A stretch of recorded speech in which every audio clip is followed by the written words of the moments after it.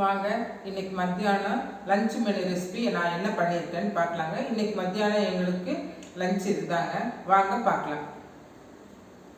பாருங்கள், இன்னைக்கு மத்தியானம் லஞ்ச் பிளைன் ரைஸுங்க, அதுக்கு ஃபிஷ் கறிங்க, ராகி களி செய்திருக்கிறேங்க, அதுக்கும் ஃபிஷ் கறி தாங்க வச்சுருக்கிறேன். அப்புறம் பார்த்திங்கன்னா சிக்கன் ஃப்ரை பண்ணியிருக்கிறேன், ஃபிஷ் ஃப்ரை பண்ணியிருக்கிறேன், அப்புறம் தயிருங்க, முட்டைங்க.